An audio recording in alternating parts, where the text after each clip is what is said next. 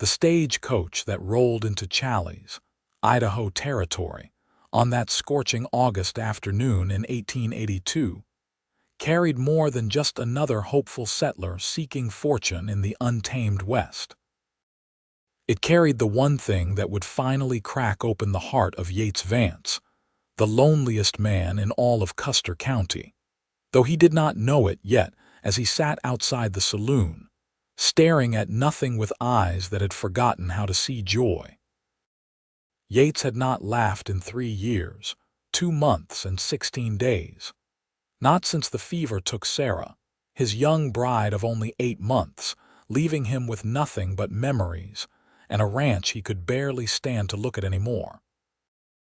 The other cowboys in town had stopped trying to draw him out of his misery.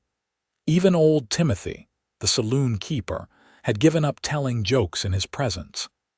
Yates Vance was a ghost in boots and spurs, going through the motions of living without actually being alive. He watched with dull eyes as the stagecoach came to a stop in front of the general store, dust billowing up in golden clouds. The driver climbed down and opened the door, extending his hand to help the passenger descend. What emerged first was not a person at all, but a flash of brilliant green and red feathers, followed by an indignant squawk that could be heard clear across the street. "Unhand me, you ruffian. I can manage perfectly well on my own." The voice was not human, and every head on Main Street turned to stare. Then she stepped down from the coach, and Yates felt something shift in his chest, like a door he had nailed shut suddenly creaking open just a crack. She was tall and willowy, with auburn hair pinned up beneath a sensible traveling hat, and she carried herself with the kind of quiet confidence that suggested she had faced down worse things than a dusty frontier town. On her shoulder sat the source of the commotion, a brilliant macaw with feathers that seemed to capture every color of the sunset. "Thank you kindly, sir," she said to the driver, her voice warm and cultured. Eastern educated, Yates thought automatically, though he tried to tell himself he did not care. "I appreciate your patience with both myself and Captain during our journey." "Captain, that bird's got a military title," the driver laughed, tipping his hat. "Well, Miss Violet Garrison, I hope you find Challis to your liking. We sure could use a proper schoolteacher around these parts." Yates straightened slightly in his chair. A schoolteacher. The town had been trying to attract one for nearly 2 years, ever since old Mrs. Henderson passed. The children had been making do with whoever could spare the time to teach them their letters, which meant their education had been spotty at best. The town council would be celebrating tonight. The macaw captain tilted his head and fixed one beady eye on the crowd that had begun to gather. "Mind your manners," he screeched. "Mind your manners, or I will box your ears." Despite himself, despite the wall of grief and numbness he had built so carefully around his heart, Yates felt his lips twitch. Not quite a smile, but something that remembered what smiling felt like. Violet Garrison turned in a slow circle, taking in the town with an expression that was part appraisal, part determination. Her eyes swept past the general store, the saloon, the blacksmith shop, and then landed on Yates. For a moment, their gazes locked. Her eyes were the color of spring moss, green and alive and curious. He looked away first, feeling something uncomfortable twist in his gut. He did not want to be seen, not like this, not when he was only half a man. "Excuse me," Violet called out to no one in particular. "Could someone direct me to the schoolhouse, and perhaps to wherever I might find lodging?" Martha Jenkins, who ran the boarding house, bustled forward with the enthusiasm of a woman who loved having someone new to fuss over. "Oh, you poor dear, you must be exhausted from your travels. Come with me, we will get you settled right away. The schoolhouse is just down the road, needs a bit of cleaning but nothing we cannot handle. and I have the nicest room available for you, faces east so you get the morning sun." Captain ruffled his feathers and announced loudly, "The early bird catches the worm. The early bird catches the worm." This time, several people in the crowd chuckled, and Yates felt that strange twitch in his lips again. He stood up abruptly, the legs of his chair scraping against the wooden planks of the boardwalk. He needed to go, needed to get back to the ranch, back to his solitude where he could not be ambushed by unexpected feelings. But as he untied his horse from the hitching post, he heard Violet's voice, closer now. "What a striking animal! A Mustang, is he not?" Yates turned slowly. She had somehow crossed the street and was standing just a few feet away, looking at his horse with genuine appreciation. Captain was still on her shoulder, bobbing his head as if in agreement with her assessment. "Yes, madam," Yates said, his voice rusty from disuse. He cleared his throat. "Name is Thunder. How fitting. He looks like he could outrun a storm." She smiled at him, and it was not the cautious, pitying smile people usually gave him. It was just a smile, open and friendly. "I am Violet Garrison, the new schoolteacher, and you are—" He should just tip his hat and leave, should mount Thunder and ride away without another word. Instead, he found himself saying, "Yates Vance, I have a ranch about 5 miles west of town. A pleasure to meet you, Mr. Vance." She extended her hand, and after a moment's hesitation, he shook it. Her grip was firm and warm. "I hope we will see you around town. I am planning to host a gathering once I am settled, to meet all the families with school-age children." "Do not have any children, madam." "Oh, well, perhaps you might still stop by sometime. I imagine I will need all the help I can get fixing up the schoolhouse, and from what Mrs. Jenkins was saying, it has been sitting empty for quite some time." She paused, studying his face with those intelligent green eyes. "You look like a man who is good with his hands." Captain chose that moment to screech, "Good with his hands, good with his hands, mind your manners." Violet laughed, a sound like water over stones, clear and musical.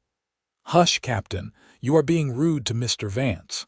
She looked back at Yates, amusement dancing in her eyes. "I apologize for his commentary. He spent several years on a merchant ship before I acquired him, and I am afraid his vocabulary is rather colorful at times. I am still working on teaching him more appropriate phrases." Despite himself, Yates felt that twitch in his lips again, stronger this time. "He has certainly got opinions." "Oh, you have no idea. Last week he informed the grocer in Boise that his vegetables were past their prime and he should be ashamed of himself. The poor man nearly fainted." She adjusted her hat, which had gone slightly askew. "Well, I should not keep you. I am sure you have important work to attend to." He did not. The ranch hands could manage without him for a day or two, they always did, but he nodded anyway. "Yes, madam. Welcome to Challis." He mounted Thunder and rode away, but he could feel her eyes on his back until he turned the corner onto the road that led out of town. His hands were shaking slightly on the reins. It had been so long since he had spoken to anyone beyond the bare necessities. So long since anyone had looked at him like he was just a man, not a tragic figure to be pitied or avoided. That night, alone in the ranch house that felt too big and too empty, Yates found himself thinking about green eyes and a macaw named Captain. He tried to push the thoughts away, tried to remind himself that he had no room in his life for such things. Sarah had been everything to him, and when she died, that part of him had died too. There was no sense in pretending otherwise.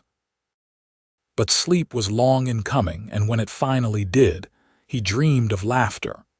The next morning, Yates told himself he was riding into town for supplies. He needed nails, after all, and some rope, and he might as well check if the blacksmith had finished repairing that bridle.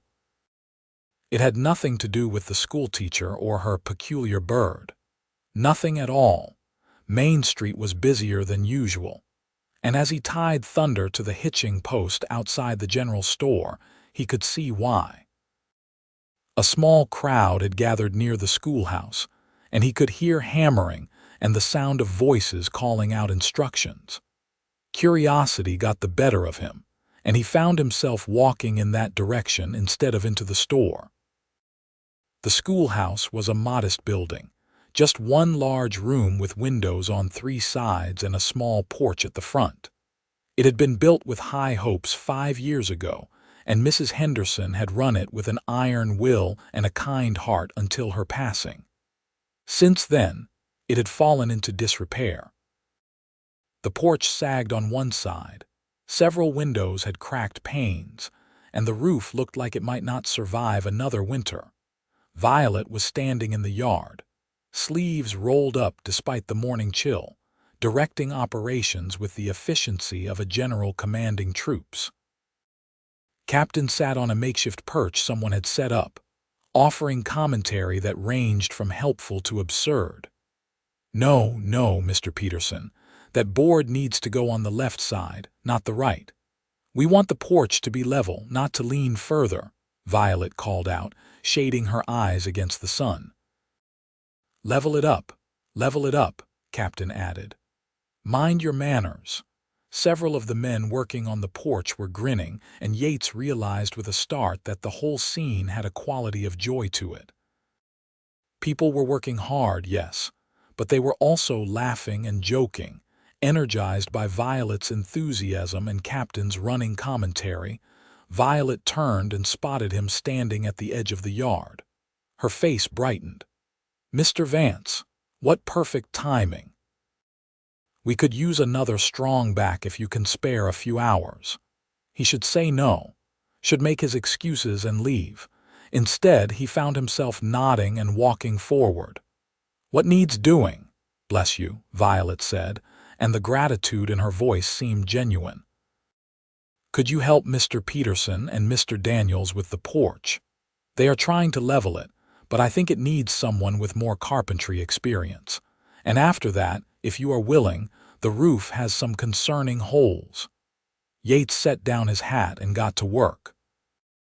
It felt strange at first, working alongside the other men, feeling their curious glances. He knew what they were thinking. Yates Vance, actually participating in something, actually being part of the community again. He ignored the looks and focused on the wood beneath his hands, the familiar pleasure of fixing something broken. As the morning wore on, he found himself relaxing into the work. Violet moved among them like a benevolent storm, bringing water, offering encouragement, and occasionally arguing with Captain about his choice of phrases.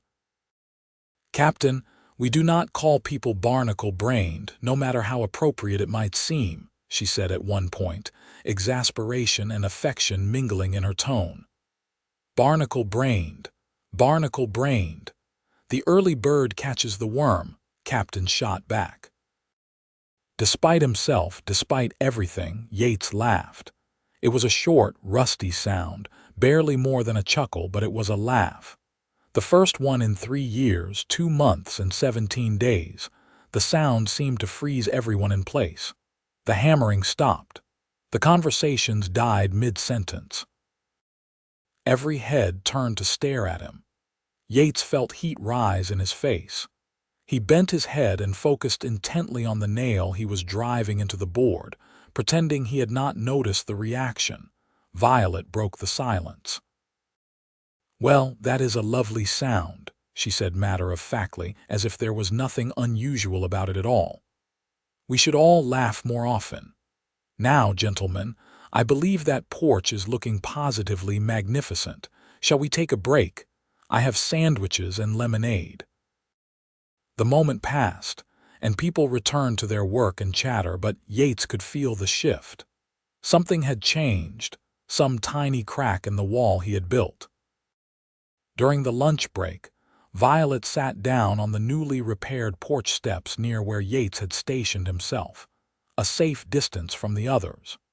She did not say anything at first, just ate her sandwich and gazed out at the mountains in the distance. Captain was perched on a fence post, entertaining a group of children who had come to watch the work. "Idaho Territory is beautiful," Violet said finally. "Different from Boston, where I grew up, but beautiful in its own way." "Boston is a long way from Challis," Yates observed. "It is. But I needed a long way. Sometimes distance is exactly what a person needs." She glanced at him, and he had the sense that she understood more than she was saying. "I was engaged to be married, back in Boston.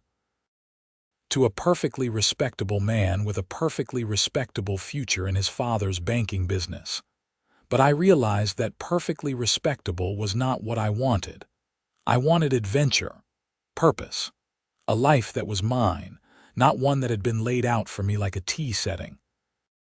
Yates took a bite of his sandwich, considering this. "So you came west."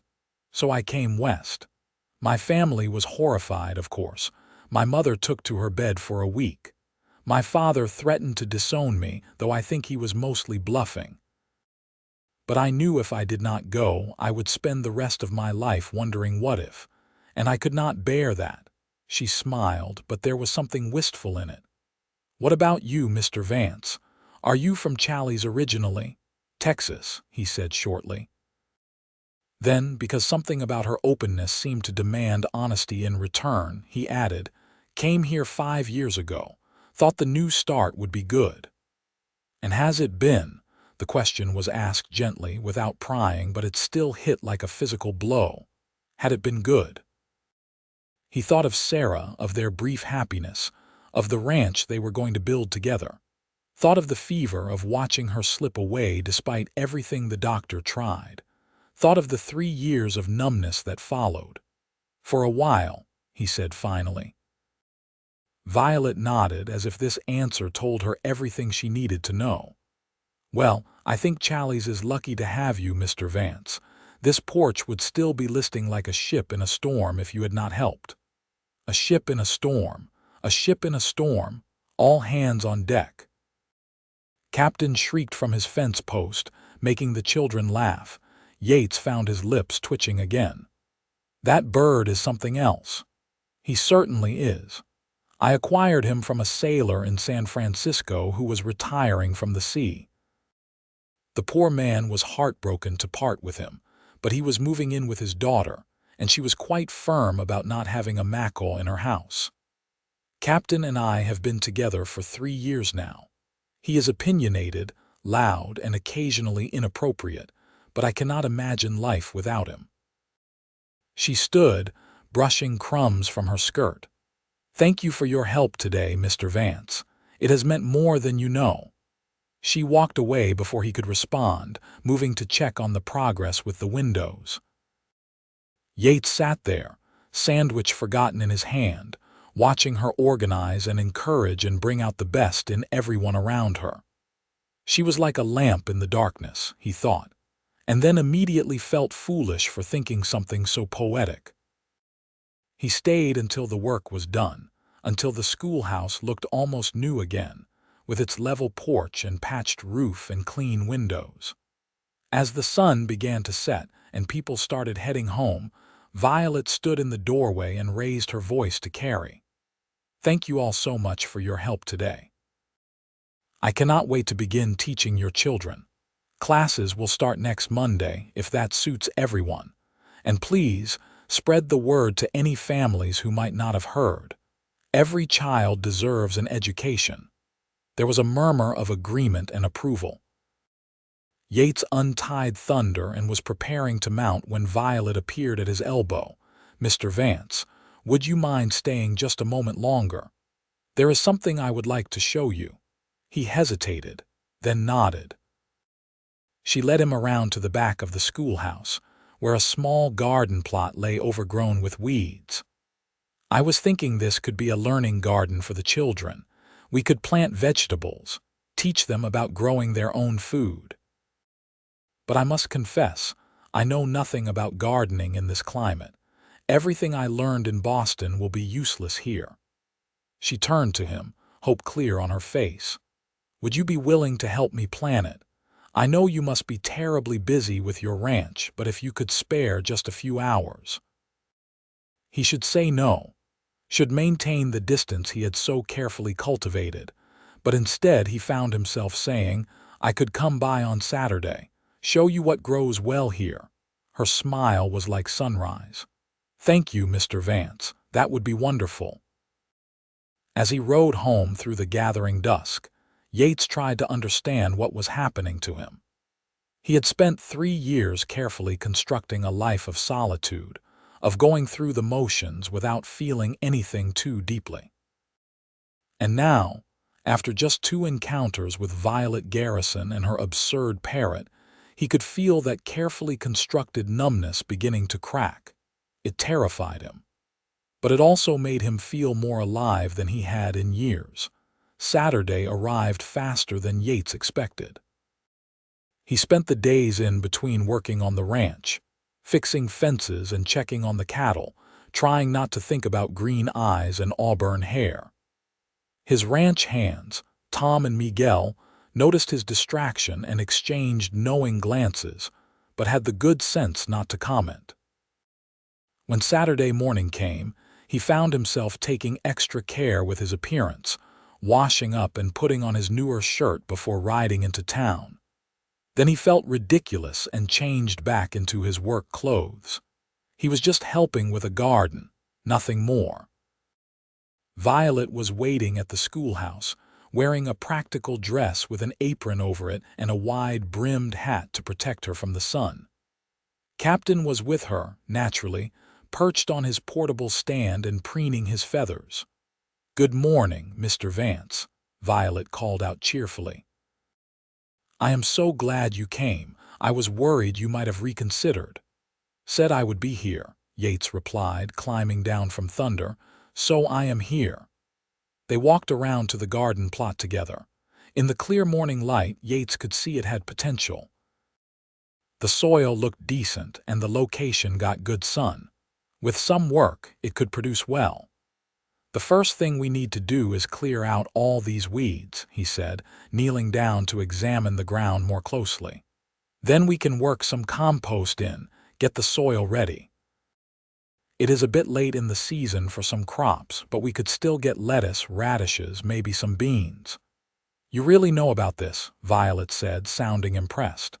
She knelt beside him, unmindful of the dirt. "Will you teach me?" So he did.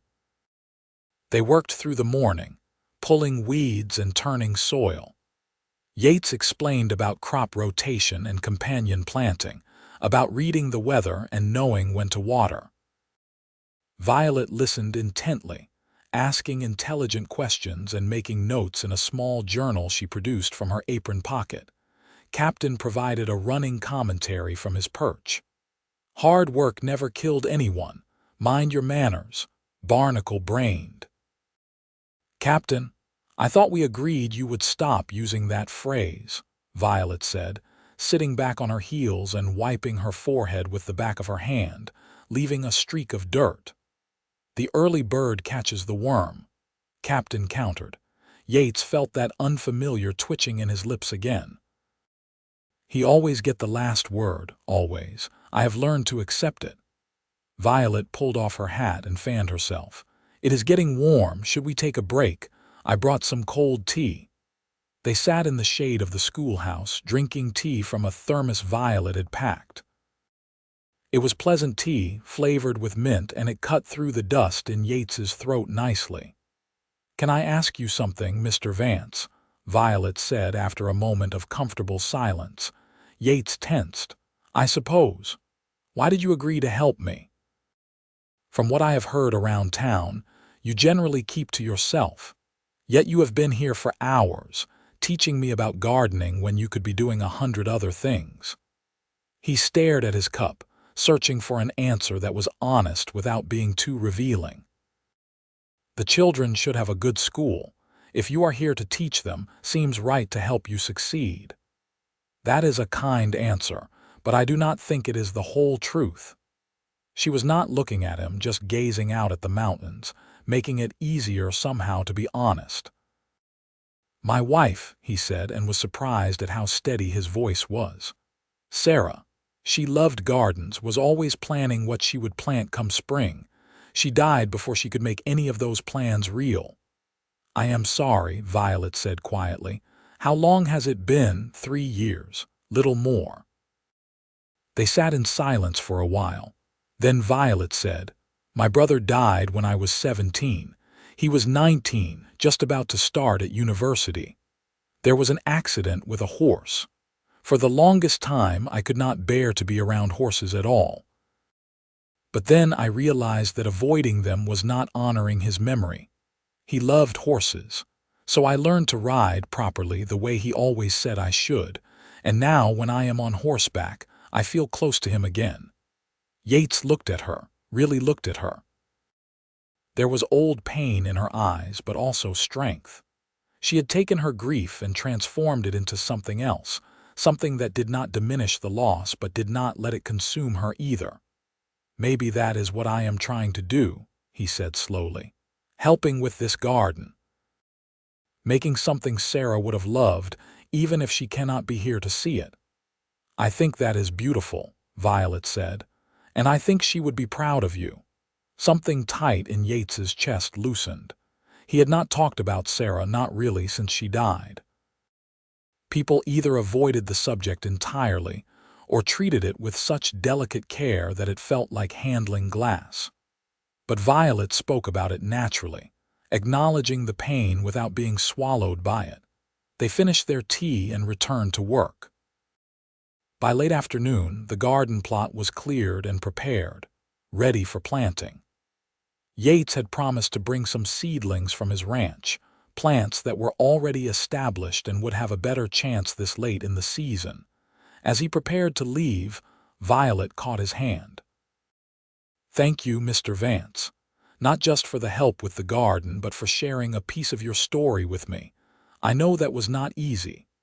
Her hand was small in his, calloused now from the day's work. He looked down at their joined hands and felt that crack in his heart widen a little more.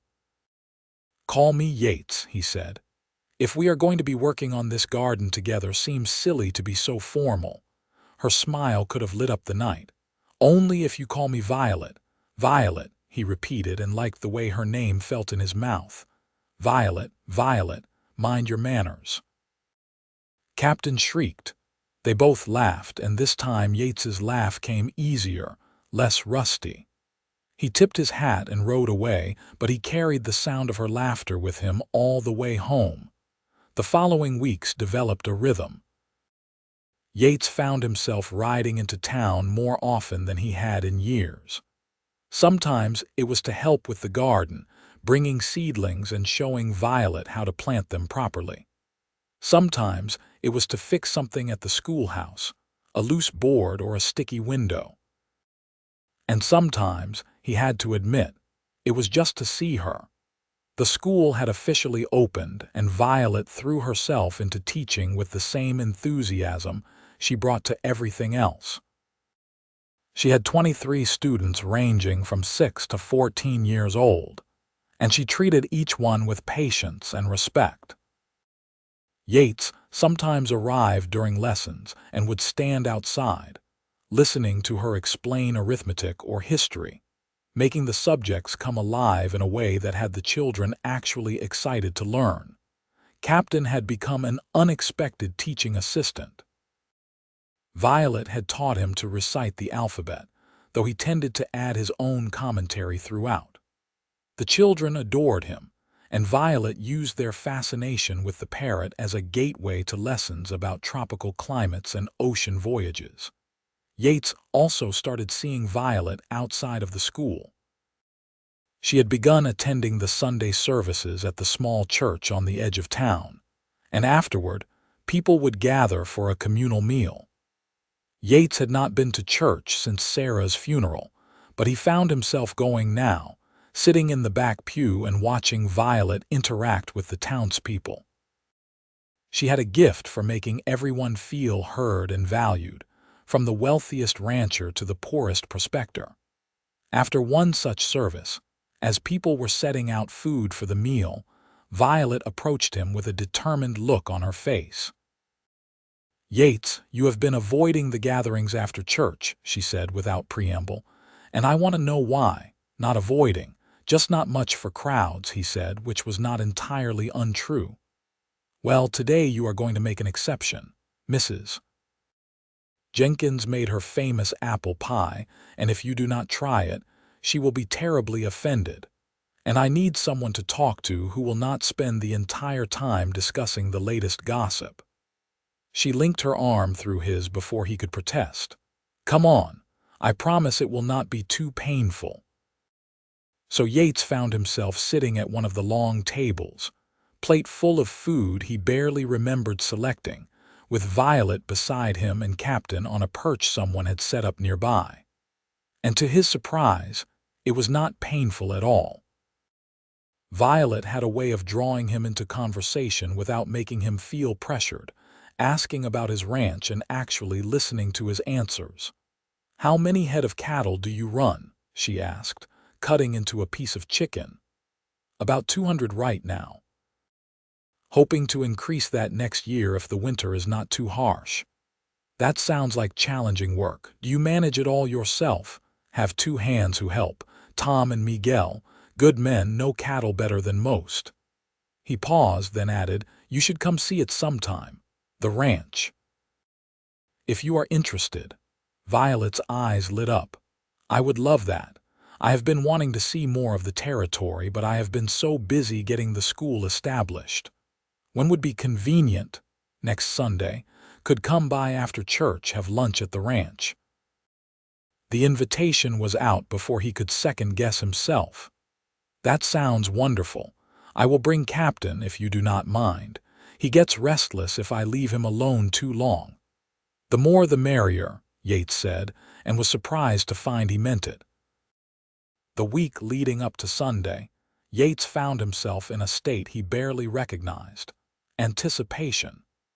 He caught himself cleaning the ranch house with more care than usual, fixing little things he had been ignoring for years. Tom and Miguel noticed, but had the wisdom to keep their observations to themselves, though he caught them grinning at each other more than once.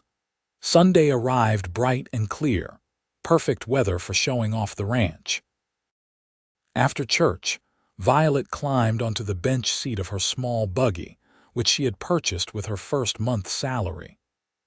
Captain rode in a specially designed cage in the back, complaining loudly about the indignity of it all. The ranch was a 40-minute drive from town, through rolling grassland dotted with sage and the occasional cottonwood. Yates rode alongside on Thunder, pointing out landmarks and boundaries as they went. "That ridgeline to the north, that is where my property ends. Beyond that is Bureau of Land Management territory, open range. To the south, about 3 miles that way, is the Peterson Ranch. They run mostly horses, supply the cavalry post over in Fort Hall." Violet took it all in with obvious interest. "It is so vast, I cannot imagine owning so much land." "It is not really owning so much as being a steward of it," Yates said.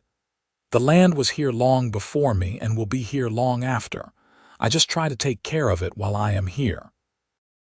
When they reached the ranch house, Violet climbed down from the buggy and turned in a slow circle, taking in the barn, the corrals, the house itself.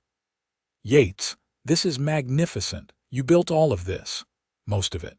Some was here when I bought the property, but I have added on over the years."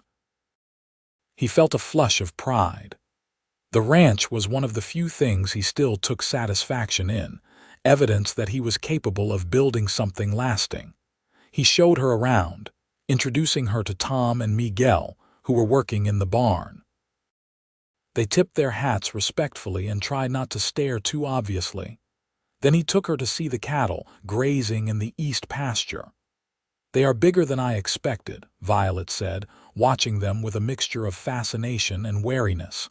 "Longhorns. Hardy breed, good for this climate. Not as much meat as some of the eastern breeds, but they can survive conditions that would kill a shorethorn." Captain had been released from his cage and was perched on Violet's shoulder, unusually quiet as he took in the new surroundings. Suddenly, he let out a loud screech. "All hands on deck." "Storm approaching, storm approaching." Yates looked at the sky, which was still clear and blue. "I do not think we need to worry about storms today," but Violet was frowning. "He only says that when he is genuinely concerned about weather." On the ship where he lived, he apparently had an uncanny ability to sense storms before they appeared. The sailors considered him good luck. Even as she spoke, Yates noticed a change in the air. The breeze, which had been light and pleasant, was picking up. And there, on the western horizon, a dark smudge was appearing. "Damn," he muttered. "Your bird might be right. That looks like it could develop into something serious." He turned to Violet. "We should get back to the house. These summer storms can blow up fast." They made it back just as the first fat raindrops began to fall. Within minutes, it had developed into a full downpour, complete with lightning that split the sky and thunder that made the windows rattle. Captain huddled on his perch, making soft, worried clicking sounds. "It is all right, Captain," Violet soothed, stroking his feathers. "We are safe inside." Yates put coffee on the stove and lit the lamps as the storm darkened the afternoon sky. Violet stood at the window, watching the rain sheet down with an expression of awe. "I have never seen a storm quite like this," she said. "In Boston, we got rain, of course, but nothing with this kind of raw power." "Welcome to Idaho Territory," Yates said, bringing her a cup of coffee. "Weather here does not do anything by halves." They settled at the kitchen table, waiting for the storm to pass. The house felt different with Violet in it, warmer somehow, more alive. Yates found himself telling her about building the ranch, about his dreams for expanding it. She told him about her students, about the progress they were making, about her hopes for starting a small library at the school. "I have been writing to publishers back east," she said, eyes bright with enthusiasm. "Asking for donations of books. Several have already agreed to send some. Can you imagine? These children will have access to literature, to poetry, to atlases and encyclopedias." "You really love teaching," Yates observed. "I do. There is nothing quite like the moment when a concept clicks for a student, when you can see understanding dawn in their eyes. It makes all the challenges worthwhile." She paused, then added, "What about you? Do you love ranching?" Yates considered this. "I used to, or maybe I loved the idea of it, building something from nothing, being my own man. After Sarah died, it became more of just something to do. A way to fill the hours." He met her eyes. "Lately, though, I have been remembering why I started this in the first place." "What changed?" Violet asked softly. "You arrived in town," he said honestly. "You and that ridiculous bird of yours." Violet's cheeks flushed, but she did not look away. "Yates, can I tell you something?" "Of course." "When I came to Challis, I was not looking for romance. I had just walked away from an engagement, from my entire previous life. I wanted independence, adventure, purpose. I definitely was not looking to fall for a cowboy." She smiled, self-deprecating. "But life has a way of surprising us, does it not?" Yates's heart was pounding. "Are you saying what I think you are saying?" "I am saying that somewhere between fixing the schoolhouse and planting the garden and these Sunday visits, I have developed feelings for you." "Strong feelings." She reached across the table and took his hand. "And I think, perhaps, you might feel the same way." He looked down at their joined hands, then back up at her face. She was watching him with hope and nervousness and courage, putting her heart on the line even though he could hurt her, even though she could not know if he was ready for this. "I do," he said, and the words came easier than he expected. "Feel the same way, I mean." "But Violet, I have to be honest with you. I am not sure I know how to do this anymore, how to love someone after losing someone the way I lost Sarah. I am scared I will just let you down." "Yates," Violet said gently, squeezing his hand, "love is not about being perfect or having all the answers. It is about being willing to try, to be vulnerable, to let someone in even when it is scary." She paused. "I am scared too, but I think what we could have together is worth the risk." Outside, the storm was beginning to ease, the thunder growing more distant. Yates stood up, still holding Violet's hand, and pulled her to her feet. They stood there in the kitchen, close enough that he could see the flecks of gold in her green eyes. "Can I kiss you?" he asked. "I wish you would," she replied. He leaned down and pressed his lips to hers, gentle at first, then deeper as she responded. It was his first kiss in over 3 years, and it felt like coming back to life. Like waking up from a long sleep. When they finally pulled apart, Captain chose that moment to announce, "Mind your manners." "Mind your manners," which made them both laugh. "Your parrot has terrible timing," Yates said. "He really does," Violet agreed, but she was smiling. They spent the rest of the afternoon together, talking and planning and stealing kisses when Captain was not watching. By the time the storm had fully passed, and the sun was breaking through the clouds, something fundamental had shifted between them. They were no longer just friends, no longer just two people who had found comfort in each other's company. They were something more, something that had the potential to become everything. As Yates helped Violet load Captain back into his cage for the ride back to town, she turned to him. "Thank you for today, for your honesty, for your trust, for taking a chance on us." "Thank you for being patient with me," he replied, "for seeing past the grief to whatever is underneath." "What I see underneath is a good man with a kind heart," Violet said, "and I feel very lucky to know you." Yates rode alongside her buggy on the way back to town, and this time when they passed other travelers on the road, he found himself nodding greetings instead of keeping his eyes down. The world seemed brighter somehow, more full of possibility. In the weeks that followed, Yates and Violet's courtship became the talk of Challis, though people were kind enough to do most of their gossiping out of earshot. Yates was seen in town more often, helping with various projects at the school or escorting Violet to church socials and town meetings. They took long walks together in the evenings when her teaching was done for the day, talking about everything and nothing. Captain remained a constant presence, offering running commentary on their developing relationship.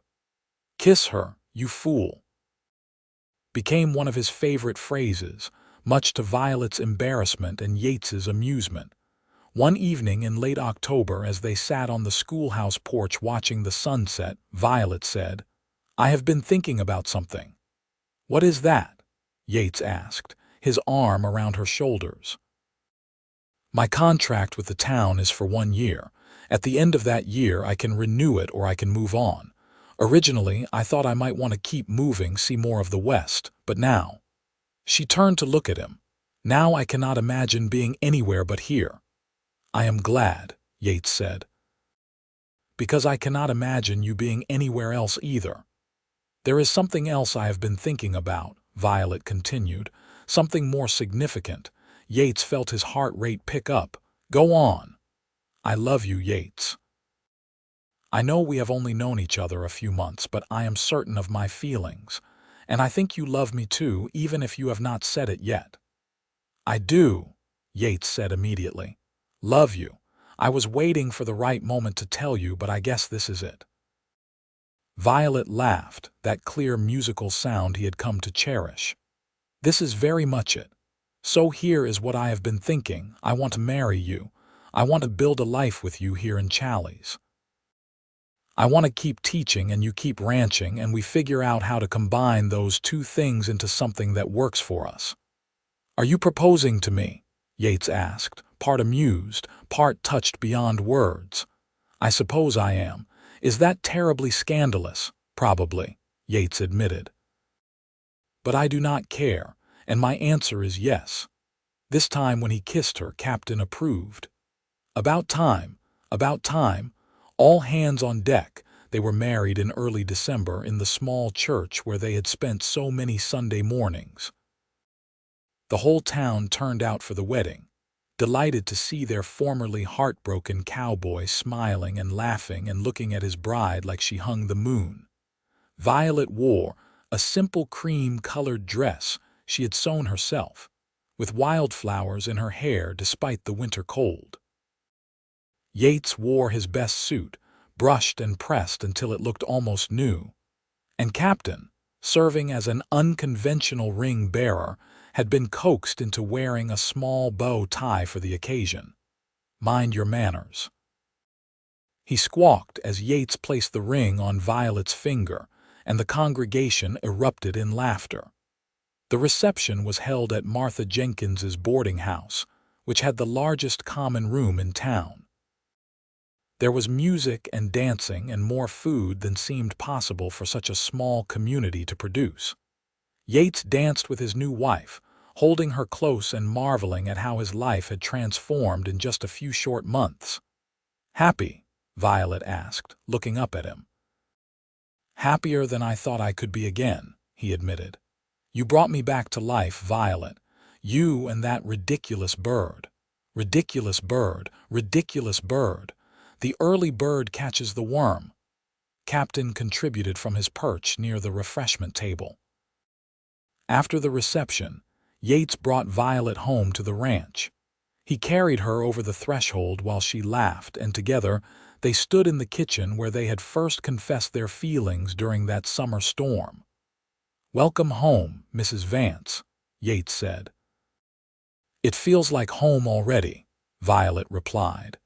They had decided that Violet would continue teaching for the remainder of her contract year, making the daily journey to town in her buggy.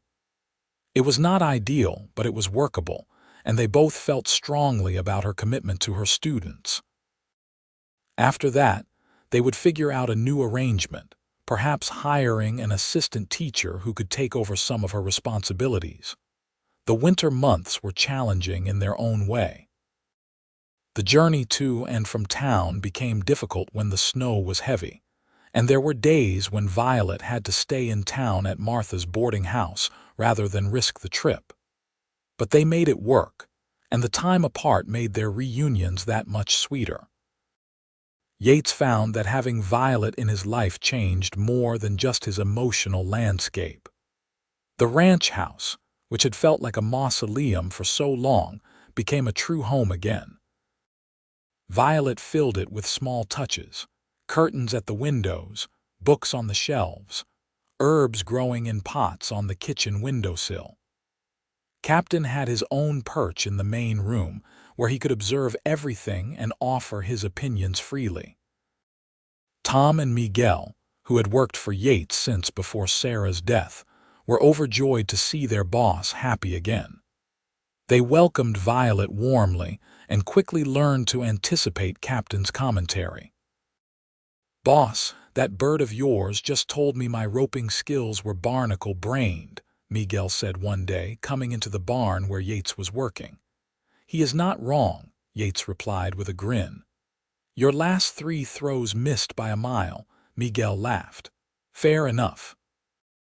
But I am not taking criticism from a parrot." Spring came early that year, and with it came the garden planting season. Violet threw herself into the school garden project with renewed enthusiasm, and her students helped plant vegetables and flowers. The garden became a source of pride for the whole community, and other families started their own gardens using the techniques Violet had learned from Yates. In May, Violet's teaching contract came up for renewal. At the town council meeting, she stood before the assembled members and made her case. "I have loved every moment of teaching in Challis," she said, "but I think it is time for me to step back and let someone new take over. These children have learned so much this year, and they are ready for fresh perspectives and new challenges."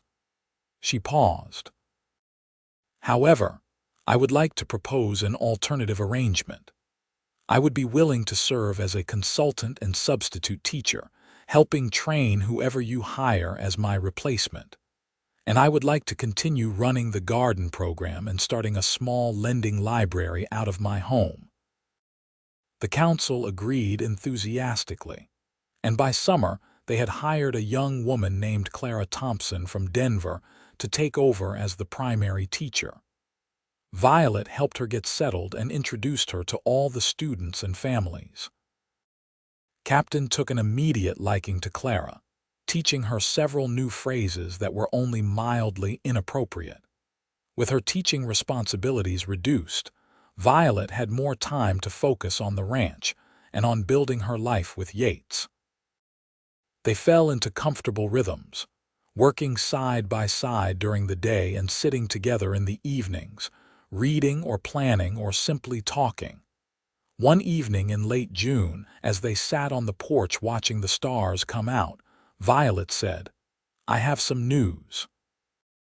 Something in her tone made Yates turn to look at her sharply. "What kind of news? The good kind, I hope." She took his hand and placed it on her stomach. "We are going to have a baby, Yates." For a moment, Yates could not breathe. A baby. He was going to be a father. Joy and terror warred within him. What if something went wrong? What if he lost Violet the way he had lost Sarah? As if reading his thoughts, Violet squeezed his hand. "I know you are scared. I am scared too, but we cannot let fear stop us from living, from building our family. I am healthy and strong, and I will have the best care available." "I cannot lose you," Yates said, his voice rough with emotion. "I just got you." "You are not going to lose me," Violet said firmly. "I am not going anywhere. We are in this together, remember." Over the following months, Yates did his best to trust in that promise. Violet bloomed with pregnancy, seeming to grow more vibrant and alive with each passing week. The town rallied around them, with the women offering advice and help, and the men making sure Yates knew he was not alone in his worries. "Every expectant father feels this way," Tom told him one day as they were mending fence. "It is natural to be scared, but your Violet, she is tough. She is going to be fine." As autumn turned to winter, Violet's time drew near. They had arranged for Doc Peterson to attend the birth, and Martha Jenkins had agreed to help as well. On a cold February night in 1884, Violet's labor began. Yates paced the kitchen while Martha and the doctor worked in the bedroom. Tom and Miguel had ridden to town to spread the word and were now waiting in the barn, giving Yates space, but staying close in case they were needed. Captain was unusually quiet on his perch, as if sensing the gravity of the moment. The hours stretched endlessly. Every cry from the bedroom sent Yates's heart into his throat. He prayed, pleaded, bargained with God and fate and anyone who might be listening.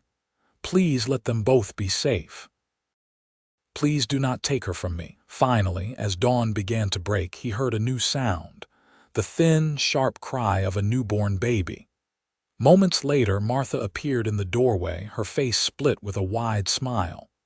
"You have a son, Yates, a healthy baby boy, and Violet is doing just fine." Yates nearly collapsed with relief. He stumbled into the bedroom where Violet lay propped up against pillows, looking exhausted and radiant and absolutely beautiful. In her arms was a tiny bundle wrapped in blankets. "Come meet your son," she said softly. Yates approached carefully, as if moving through a dream. He looked down at the small red face peeking out from the blankets, at the tiny fingers curled into fists. "He is perfect," he whispered. "He is," Violet agreed. "What should we name him?" They had discussed names but had not settled on anything definite. Now, looking at his son, Yates thought of new beginnings and second chances. "What about Samuel? After my grandfather, he was a good man." "Samuel Vance," Violet tested the name. "I like it. Samuel Yates Vance. A fine name." "A fine name. Mind your manners," Captain called from the other room. They both laughed. the sound mixing with Samuel's tiny cries, and Yates felt his heart expand to accommodate this new love, this new life. The weeks after Samuel's birth were a blur of sleepless nights and constant wonder.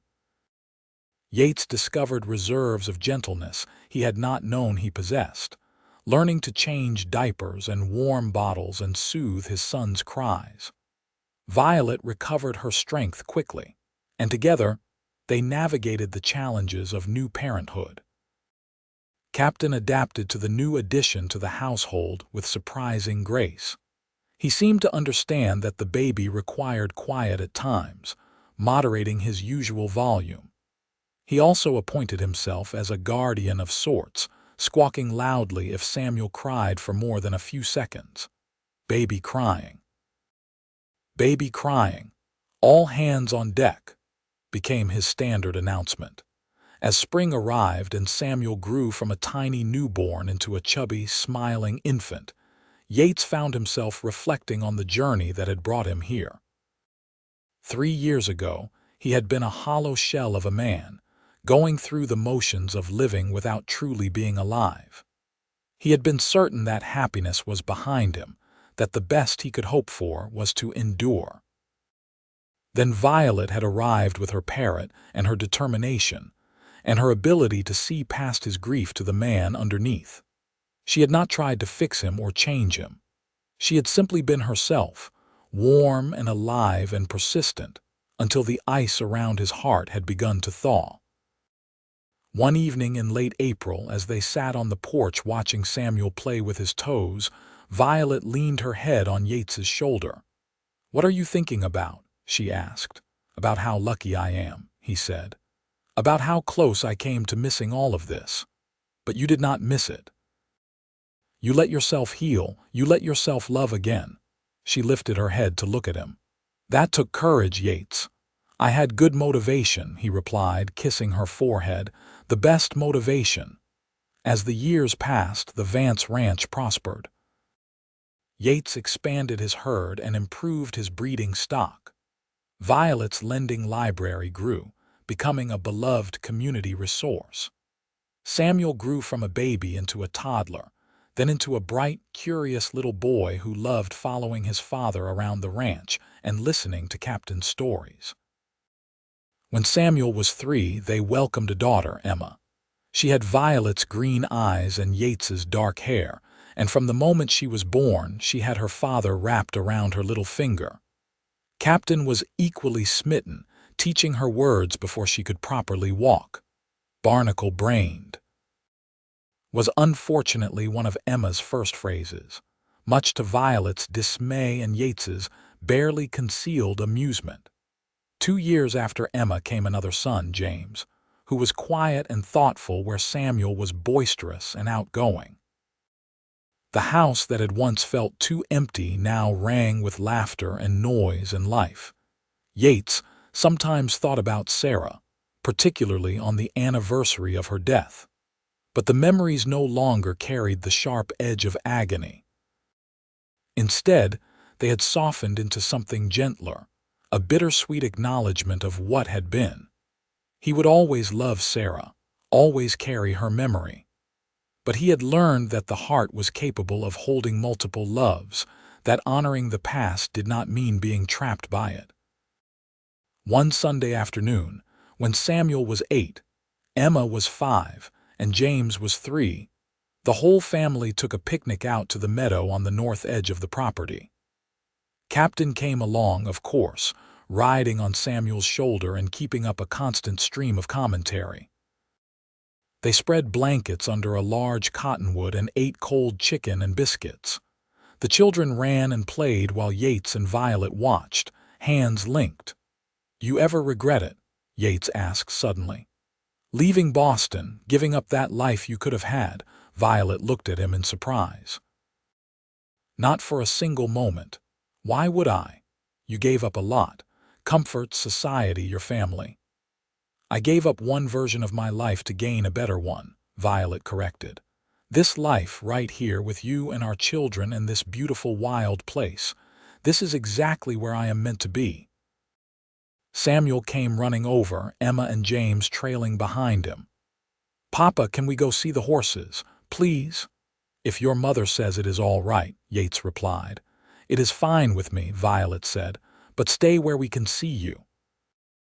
The children raced off, Captain flying after them with a cry of "all hands on deck." Yates pulled Violet closer, and she settled against him with a contented sigh. "I love our life," she said softly. "Every messy, chaotic, beautiful moment of it."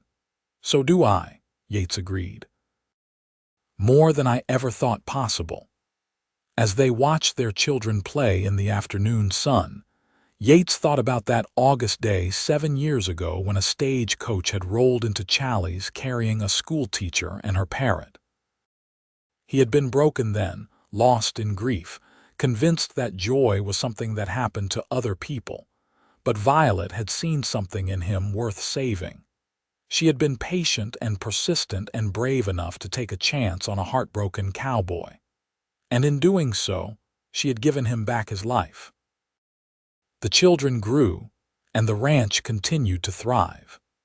Samuel showed a natural talent for working with cattle and spent every spare moment following Yates and the ranch hands, learning the business from the ground up. Emma developed her mother's love of books and learning, and often declared her intention to become a teacher like her mother had been.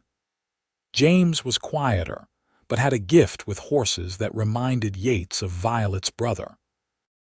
Captain aged gracefully, his feathers perhaps not quite as bright as they once were, but his personality undiminished.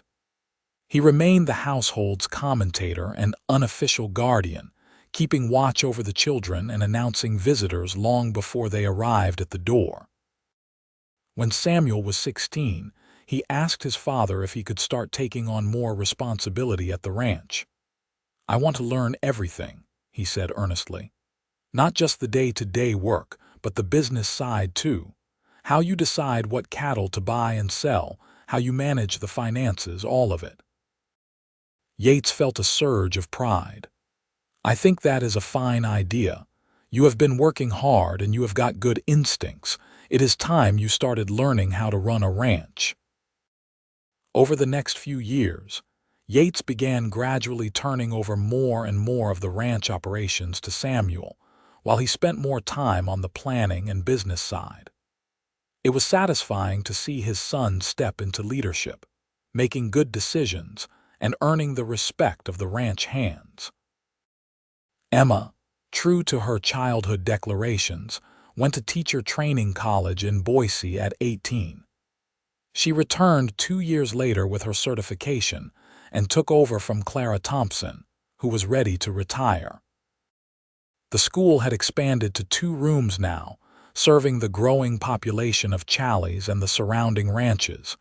James, at 15, announced his intention to start a horse breeding program. "We have the land and the facilities," he argued. "And I have been studying bloodlines and breeding techniques. I really think we could make this work, Papa." Yates discussed it with Violet, who was enthusiastic about the idea. "Let him try," she urged. "The worst that happens is he learns some valuable lessons. The best that happens is we diversify the ranch and give James something that is truly his." So James got his breeding program, starting small with 3 good mares and a fine stallion they purchased from the Peterson Ranch. Within a few years, Vance Ranch horses were becoming known throughout the territory for their quality and temperament. Time continued its steady march. The children grew into adults, found loves of their own, started families. The ranch house, which had once again been expanded to accommodate the growing family, was filled with grandchildren's laughter.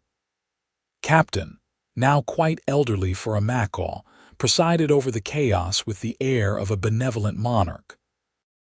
On a warm evening in June of 1905, Yates and Violet celebrated their 23rd wedding anniversary with a family gathering. The house and yard were filled with their children's spouses, and 6 grandchildren ranging in age from newborn to 7 years old.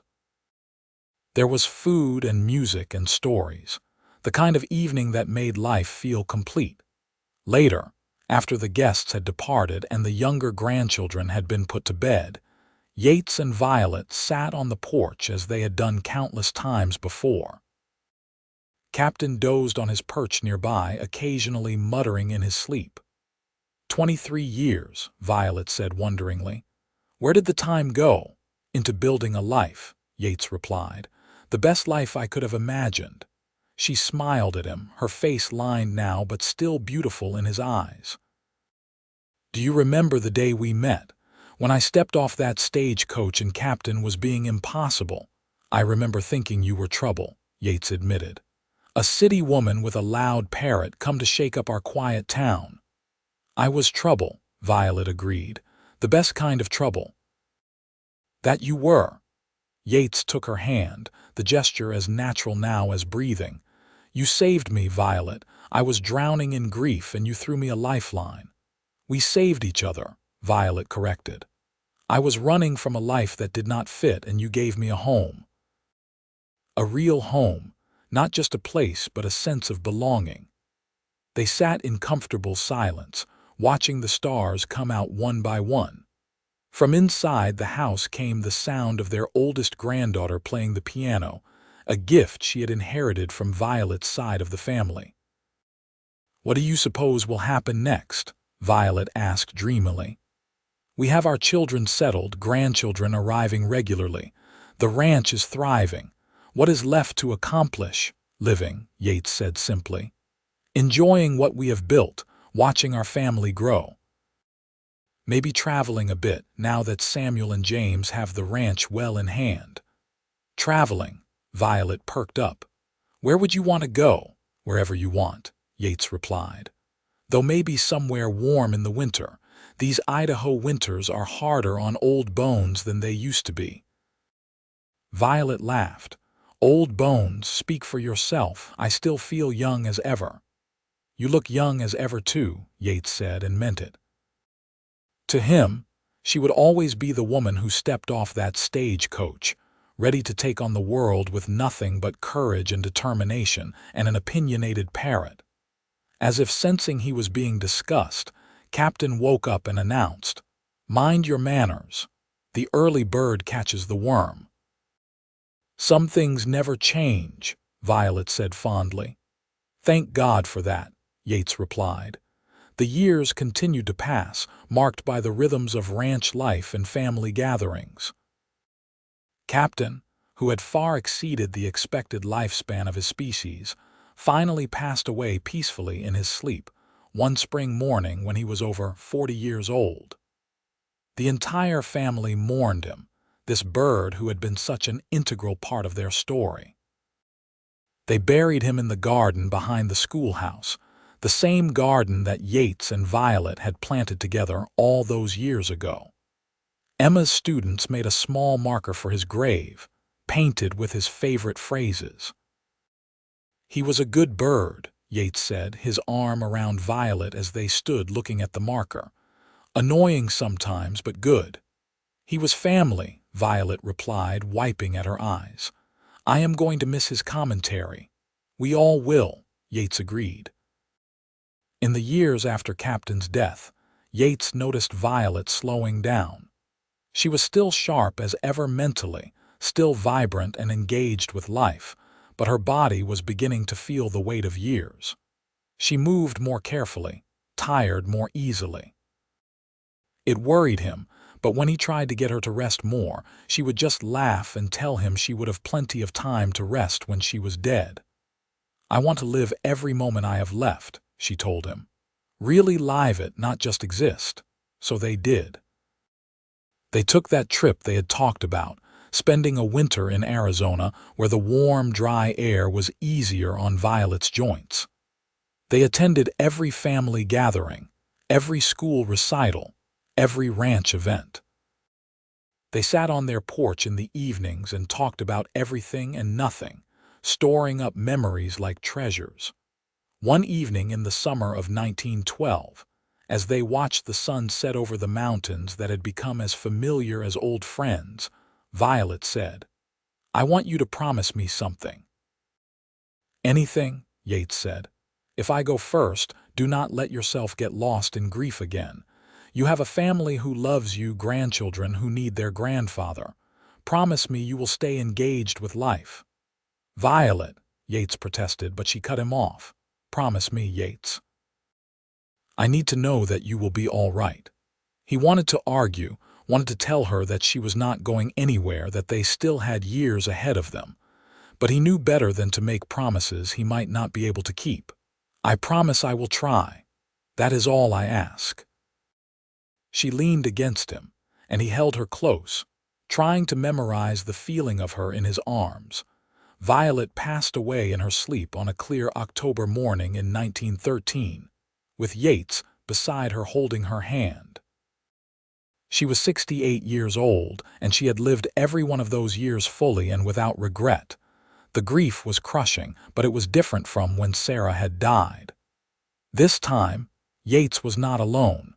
His children surrounded him, his grandchildren needed him. And he had the memories of 31 years of marriage, of building a life and family together, of shared joys and sorrows and everything in between. He kept his promise to Violet. He showed up for family dinners and helped Samuel and James run the ranch. He taught his grandchildren to ride and to rope. He told them stories about their grandmother, about the courageous woman who had come west with only her determination and a parrot to keep her company. "She saw something in me I could not see in myself," he told his oldest grandson one day as they rode the fence line together. "Saw past the grief to the man I could be again. That is a rare gift, seeing people not just as they are but as they could be." "I wish I had known her better," his grandson said. "I was only 10 when she died." "You knew her," Yates assured him. "Maybe not as long as you would have liked, but you knew her heart. That is what matters." Yates lived for 5 more years after Violet's death, years filled with the satisfaction of seeing his family prosper and grow. The ranch continued to thrive under Samuel and James's management. Emma became the most respected educator in the county, shaping young minds with the same passion her mother had shown. The grandchildren grew into fine adults, and great-grandchildren began arriving. On a spring morning in 1918, Yates woke feeling tired in a way that went beyond physical exhaustion. He knew, with the certainty that comes at the end of a long life, that his time was drawing to a close. He was 82 years old, and he was ready. Samuel came to check on him, as he did every morning, and found his father sitting in his favorite chair by the window, looking out at the ranch he had built. "Papa, are you all right?" "I am fine, son. Just thinking." Yates gestured for Samuel to sit. "I want you to know how proud I am of you. Of all of you. You took what your mother and I started and made it even better." "Papa, you are talking like you are saying goodbye," Samuel said, worry creasing his face. "Maybe I am," Yates admitted. "I have lived a good long life, Samuel, longer than I ever expected after your mother passed. But I am tired now, ready to rest." Samuel's eyes filled with tears. "I am not ready to lose you. You are not losing me. I will always be with you in the ranch, in the values we taught you, in the love we built into every board and fence post of this place." Yates reached out and gripped his son's hand. "Take care of your brother and sister. Take care of this land. And remember that the best thing your mother and I ever did was build a family." He passed away that evening peacefully, surrounded by his children and several of his grandchildren. His last words were, "Tell Violet I kept my promise." They buried him next to Violet on a hillside overlooking the ranch, where they could watch over the land they had loved and the family they had built together. On his grave marker, Samuel had inscribed, "Yates Vance, 1836–1918. Beloved husband, father, and grandfather." He learned to laugh again. The ranch continued for generations, remaining in the Vance family, a testament to what could be built when 2 people were brave enough to take a chance on love. And sometimes, on quiet evenings, Ranch hands swore they could hear the echo of a woman's laughter and a parrot's squawk drifting on the wind, as if Yates and Violet and their impossible bird were still there, still watching over the home they had made together in the wild and beautiful territory of Idaho.